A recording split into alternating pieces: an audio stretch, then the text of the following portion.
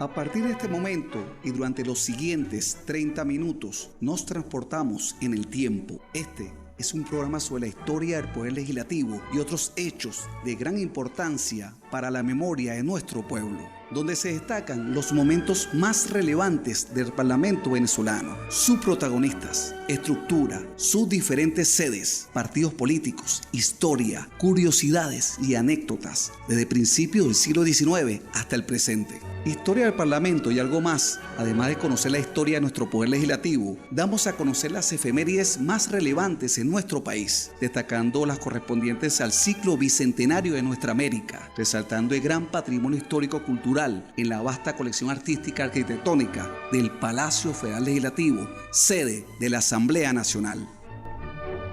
No existe un es tan grato soñar si se es grato el soñar. Muy buenos días, hoy lunes 13 de abril de este año 2026. Como todos los lunes, le damos la más cordial bienvenida a su programa de Historia del Parlamento y algo más. Les habla el historiador de la Asamblea Nacional, Peter Mendoza. Y hoy tendremos como tema un homenaje a nuestra Guayana, esa hermosa tierra al sur de nuestro país, Manuel Piar y la batalla de San Félix, aquel 11 de abril del año de 1817, ya a 209 años de aquella gran batalla, y ese reconocimiento a nuestra Guayana, nuestra región guayanesa, que tanto aportó a la lucha por la independencia, no solo en Venezuela, sino en esta parte del continente, y a veces no se le da la importancia que merece, esa importancia, ese punto de inflexión que fue la brillante campaña del general en jefe Carlos Manuel Piar en la liberación de Angostura y toda la región, y consolidando el propio puerto de Angostura como capital de la República, hasta que Caracas fue liberada tras la campaña de Carabobo en el año de 1821. Bueno, y como todos los lunes me encuentro en compañía de la bella locutora, investigadora de la Universidad Central de Venezuela y de acá de la casa, de la Asamblea Nacional, Carolina Caballero. Gracias por esa bienvenida. Así es, muy buenos días y bienvenidos a su programa Historia del Parlamento y algo más. Aquí nos encontramos hoy, 13 de abril, vamos entonces a conversar y a darle homenaje a esta gran batalla, la batalla de San Félix, que se dio un día 11 de abril de 1817. Esta batalla marcaría un punto de inflexión dentro de la gran guerra de independencia, porque cambiaría el rumbo de esta guerra a favor de los patriotas, en este caso a favor de la causa republicana. Como dice, es muy poco conocida, esto se enmarca dentro del contexto de la campaña hacia Guayana, hacia la libertad de Guayana, y bueno, vamos a conversar un poco sobre sus antecedentes. También debemos recordar que por esta victoria se celebra en Venezuela el Día de la Infantería, el 11 de abril. Así que, bueno, vamos a comenzar quiénes fueron sus protagonistas y, por supuesto, cuál fue la consecuencia que nos dio esta batalla después, por supuesto, de esta gran victoria, y vinieron algunas más, un poco más, hasta que por fin, como dices tú, allí se consolida lo que sería nuestra capital, hasta que se libera definitivamente Caracas, y luego, bueno, pasaríamos a nuestra independencia definitiva. Bueno, quienes conocemos nuestra hermosa región guayanesa, hermosa. Carolina, bueno, y sí, mi persona, hemos recorrido parte de aquel inmenso territorio, de nuestro compañero Bompar, también aquí en la parte técnica de oriundo de aquella hermosa zona. Eso es una geografía, una historia que se mete en nuestra pupila y en nuestro corazón. Una región que por sus riquezas, tanto minerales como ganaderas, su turismo y su gran talento humano, está destinada a ser una de las regiones más prósperas y desarrolladas en los próximos años de este continente. Y como hacemos esta reflexión, así lo era hacia el año de 1811. Cuando se declara la independencia el 5 de julio de 1811, queda excluida la provincia de Guayana, igual que Coro y Maracaibo, porque no se sumaron al movimiento independentista, sino mantuvieron el lado de la monarquía española. Fueron los realistas esas tres provincias. Y Guayana, por su gran riqueza en cuanto a minerales, oro, diamantes y cueros de ganado para la época, era una región también con mucho comercio hacia San Fernando de Apure y su salida hacia el delta, hacia las Antillas. Es importante que es una región bastante rica y bastante próspera en la época de la colonia. El primer intento de sublevar o someter a esta provincia bajo las armas de la República se hace en el propio año de 1812, a finales de 1811 y principios de 1812, en los tiempos de la Primera República de Venezuela. Se da la batalla de Caño Macareo, que es en la salida del delta del Orinoco, y también la batalla de Sorondo. Esta batalla en 1812 es un intento de gran importancia, pues son muchos navíos que se envían para allá para someter a los castillos de la vieja Guayana y también a Angostura. Esta expedición fracasa rotundamente. De hecho, cuando leemos estas dos batallas, sobre todo la batalla de Sorondo, la batalla de Macareo es victoriosa, pero la batalla de Sorondo es desastrosa para la República. E incluso los marinos tienen que lanzarse hacia el Orinoco para poder salvar sus vidas y llevar al puerto de Soledad, al otro lado de Angostura, y poder salvarse hacia la orilla izquierda del Orinoco, porque los que tomaron prisioneros, los realistas en aquella ocasión, fueron fusilados. Y Angostura se mantiene, importante decirlo, no se mantiene ocupada por las fuerzas patriotas y tampoco hay grandes batallas, salvo la de 1812 hasta el año de 1817. Es decir, durante los largos años de la Segunda República de Venezuela, en 1814, se mantiene alejada de estas grandes masacres y devastaciones de los campos venezolanos. Y eso hace que sea, por supuesto, un centro logístico estratégico tanto para el bando realista como el bando patriota. El bando realista en 1817 quiere mantenerlo y el bando patriota pretende también, por supuesto, tomarlo para la causa republicana. A principios de 1817 Bolívar intenta, como lo ha intentado desde la campaña Miral en 1813, lo intentó en el 14, lo intentó en el 16. En el 17 Bolívar insiste en tomar a Caracas. Y Bolívar, porque se habla mucha historiografía de la obsesión de Bolívar por Caracas.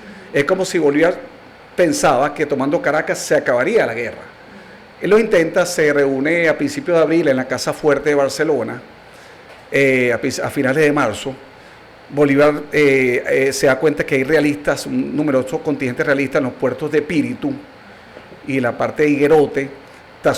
Bolívar ve que es difícil sostener a Aragua, Barcelona, y Bolívar hace una junta con la gente del pueblo y decide mejor emigrar hacia el sur, porque no se puede sostener esa plaza. Lamentablemente muchos de sus habitantes y sus defensores prefirieron quedarse. Lamentablemente ya el 7 de abril de 1817 se da esa toma sangrienta de la Casa Fuerte de Barcelona. Bolívar ya se había alejado, se había dirigido a la margen izquierda del Orinoco, porque ya se le había Bolívar informado de que Manuel Piar había iniciado una brillante campaña en la liberación de Guayana.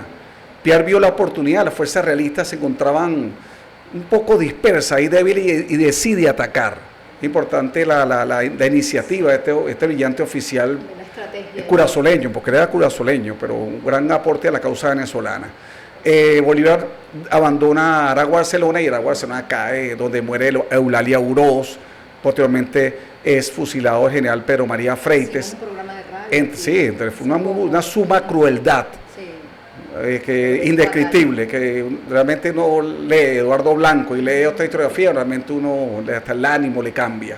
Esta masacre es unos 5 días antes de 5 o 6 días antes de la batalla de San Félix, y dicen que esos reportes van a llegar al bando patriota, y esto lo vamos a contar. Bolívar se entera de la matanza en la Casa Fuerte de Barcelona. Piar ya había cruzado el Caroní por el paso de Caruachi. Piar toma las misiones del Caroní, que son unos monjes capuchinos que se encontraban allí de los tiempos coloniales. Hay apresamientos, hay excesos también. Se cuestiona también el fusilamiento de Piar, de algunos monjes capuchinos que no hubo necesidad de eso. Algunos dicen que sí, pero son opiniones encontradas, absolutamente válidas, todas. Complejo de la guerra. Él llega hasta Upata, se establece allí con estas bases. Fíjense, llega a tener 500 indígenas, 500 indígenas en sus arcos y sus flechas, que forman parte de esta vanguardia republicana, porque Piar tenía escasez de municiones, mientras que los realistas estaban muy bien apetrechados en Angosturas y sus inmediaciones. Vale la pena informar y destacar que brillantes oficiales se encuentran allí.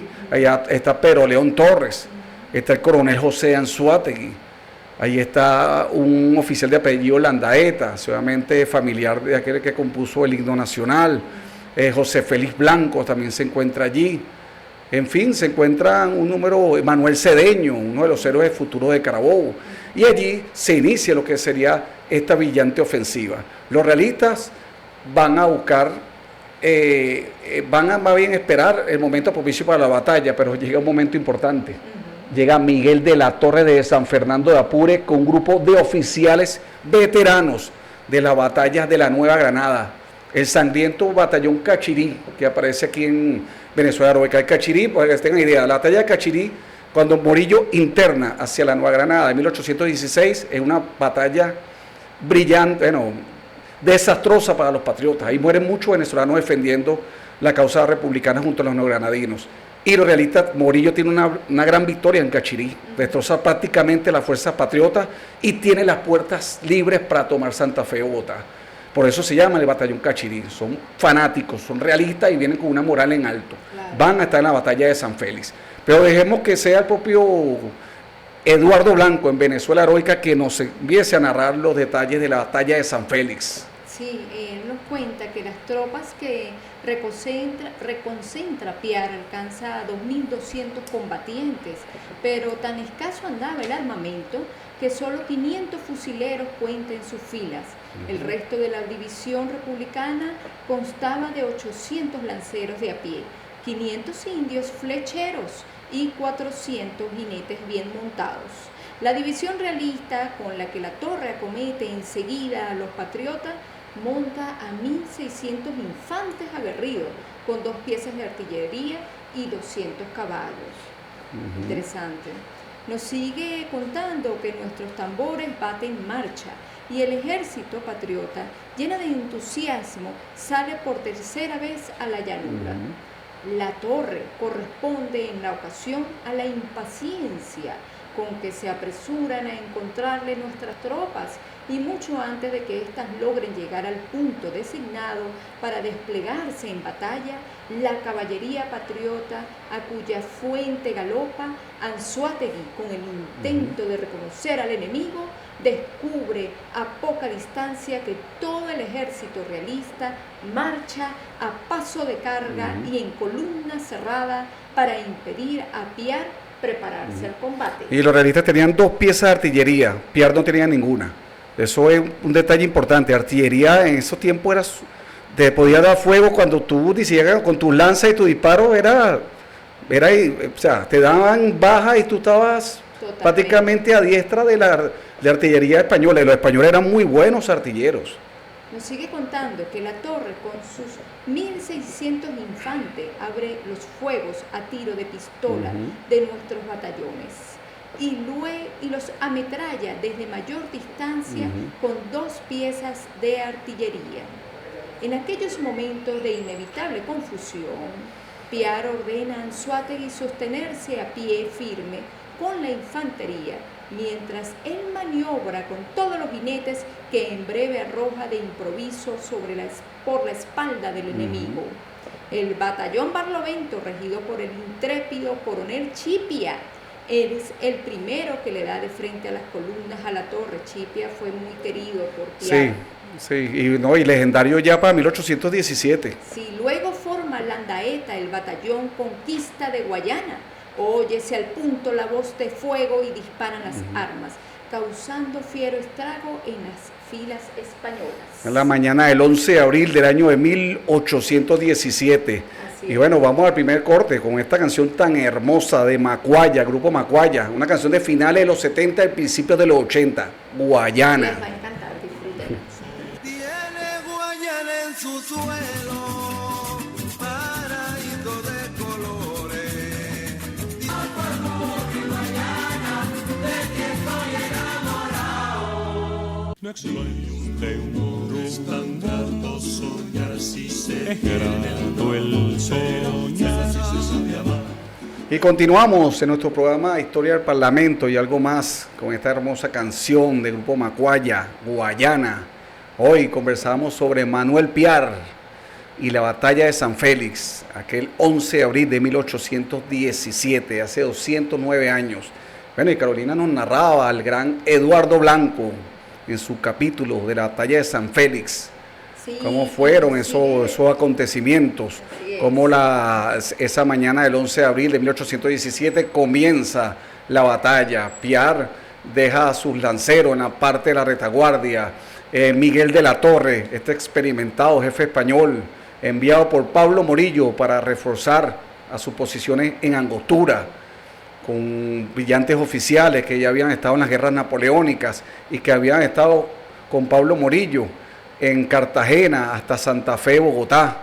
El valeroso y eficiente batallón Cachirí realista se encuentra también en esa batalla. Así que vamos a dejar a Eduardo Blanco que nos narre esta batalla de la voz de Carolina Caballero. Importante acotación es que muchos hablan de la estrategia de esta batalla de una manera envolvente que hizo Piar, y por eso logra la victoria. Y es importante que Piar estaba ya 2 días antes de la batalla en el campo, provocando a los realistas para que atacaran, hasta que agarraron el cebo y fueron directo hacia allá. 500 flecheros indígenas, como se defendían en los tiempos de la conquista española, estaban con Manuel Piar, con sus arcos y con sus flechas. Dice, al propio tiempo, los 500 indios flecheros acuden al Calcat y al son monótono de sus gaitas y tamboriles, que resuenan melancólicamente en medio del estrépito guerrero, extienden el poderoso arco y una lluvia incesante de agudos dardos, como menudas plumas, anubla el cielo y rápidas descienden sobre los tercios españoles, clavándose vibrante en muchos esforzados corazones. Aquellos valerosos indígenas, poseídos como estaban de extraordinario ardor, al frente de sus seculares dominadores, traían a la memoria los tiempos ya remotos de la conquista. Después de destrozar en 2 furiosas cargas a los jinetes enemigos, Piar se arroja con un simple comandante de escuadrón sobre las columnas de la torre y Ceruti, embistiéndolos de flanco. Nuestras lanzas abren profundos surcos en los apiñados batallones enemigos que, desconcertados por tan violento e inesperado ataque, repliegan en desorden tratando de rehacerse a favor del terreno montuoso de las riberas del Orinoco y de la empinada colina denominada el Cerro del Gallo, que les quedaba a retaguardia. Pero antes del logro tan deseado, nuestros infantes se aprovechan de confusión en que se retiran los contrarios, entran en batalla los lanceros de a pie y extienden sus dilatadas alas, arropando el revuelto ejército español a pesar de los desesperados esfuerzos con que sus valerosos jefes se prometieron evitarlo.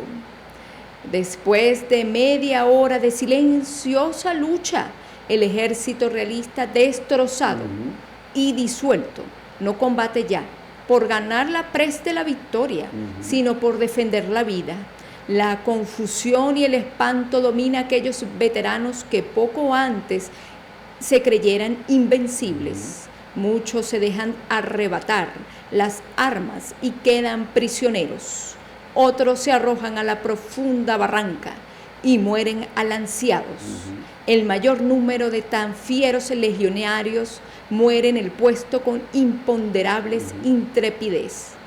Inmensa vocería en el nombre de Piar es saludado con ruidoso entusiasmo, resuena de repente poniendo término sangriento al combate y victorioso quedan nuestras armas. Sí, se enaltece el momento sublime de Carlos Manuel Piar, su momento cúspide, culminó esta brillante campaña con esta victoria que nadie se lo esperaba. Total, fíjate que nos dice que la noche favorece a la torre que acompañando solamente de 17 individuos, De todos, 17 solamente quedaron. logra escapar a merced a la rapidez de sus caballos, ganando el puerto de Tablas, donde se embarca y va a llevar a los realistas que habían quedado en Angostura la infasta nueva de su inmenso desastre. Es decir, 593 muertos en el campo de batalla, 200 heridos y 497 prisioneros, ascendidos a la pérdida total de los contrarios en aquella sangrienta y gloriosísima jornada. Impresionante, casi 500 prisioneros. Es importante también el batallón Cachirí, que asesinó a numerosos patriotas neogranadinos y venezolanos en su paso de Cartagena, porque está documentado, hasta Bogotá. Ese batallón, fíjate que casi diezmado en su totalidad por Manuel Piar. Manuel Piar pasa por las armas a los españoles en venganza de aquella campaña y en venganza, porque él tiene conocimiento de la masacre de la Casa Fuerte de Barcelona. Sin embargo, perdona a los venezolanos para que se basen al bando patriota. Así es. Ya nos dice, para finalizar en Venezuela Heroica, nos dice que las tropas victoriosas en las riberas del Caroní reconocen a Bolívar como el jefe supremo de la República y jurasen obediencia. El Libertador concede al vencedor en San Félix el más alto grado de milicia, nombrándole general en jefe, así como ratifica todos los ascensos concedidos por este general. Luego reorganiza el ejército, forma de todo él 2 divisiones que quedan a las órdenes de Piar y de Bermúdez, y con infatigable actividad emprende la laboriosísima tarea de rendir las plazas de Angostura y Guayana la Vieja, de arrojar del Orinoco las naves españolas y de plantar los cimientos donde debe afianzarse el gobierno de la República. Excelente la narrativa de gran Eduardo Blanco, Excelente. Quien recogió en el siglo XIX, en la época posterior de la Guerra de Independencia, testimonios de esta batalla. Y efectivamente, Angostura resistirá hasta agosto de ese año 1817, y a partir de ese momento se convertirá en la capital de la República, donde el año siguiente, 1818, se va a convocar al Congreso, que se instalará el 15 de febrero del año 1819, donde el Libertador sembrará las bases de la nueva república. Y en la Casa San Isidro, que también es casa museo, muy cerca, en Angostura, hoy Ciudad Bolívar, allí Bolívar redactó ese documento fundacional. Allí estuvieron los diputados de la República, allí llegó la Legión Británica a partir del año 17, 18, 19. Allí se va a instalar la Ley Fundamental de Colombia el 17 de diciembre de 1819, después de la campaña de la Nueva Granada.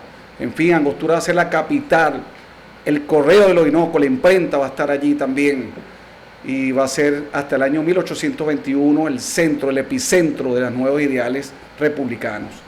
Para culminar, vamos a mostrar en el Salón Elíptico del Palacio Federal Legislativo, en la Galería de los Próceres, vemos aquí el retrato del general en jefe Carlos Manuel Piar, el curazoleño, que se hizo venezolano merecidamente en los campos de batalla. Este retrato es del gran Pablo Zurita, hecho en 1913, en la época de Juan Vicente Gómez, y lo podemos mostrar y lo podemos ver en las visitas guiadas cuando vienen a visitarnos en el Palacio Federal Legislativo, en el Salón Elíptico. Con esta imagen de Carlos Manuel Piar, general en jefe, y con un saludo a todos nuestros compañeros y compañeras de Guayana, Ciudad Bolívar, San Félix, el Caroní, Upata, el Callao, San Francisco de Yuruaní, Santa Elena de Guairén, Las Claritas, La Piedra de la Virgen, el Fuerte del Huepa. Bueno, de aquí le lanzamos un buen saludo y un abrazo. Un gran saludo. Espero les haya gustado este programa. Sí, compártanlo. Así es, amigo Compar y a toda su familia. Y a Nailé Olivo también, que de la tierra guayanesa, que es nuestra directora de cultura. Así es. Así bueno, que Compartan este programa, por favor, a través de todas nuestras redes sociales. Nos encontramos en Instagram a través de Poder y Leyes, por aquí, por YouTube, por Somos Asamblea Radio, también por Facebook nos pueden conseguir. Así que, bueno, esto es un homenaje a nuestro querido patriota Manuel Piar y a todos los guayaneses. Para todos ahí, Fortín de Guayana, el Cerro del Samuro y el Hotel La Cumbre, donde nosotros nos quedamos cuando vamos para allá. Se despide por esta parte el historiador de la Asamblea Nacional, Peter Mendoza. Por aquí Carolina Caballero, hasta el próximo lunes. Hasta la próxima. Somos Asamblea Radio. Protagonismo corresponsable por Venezuela. Somos Asamblea Radio.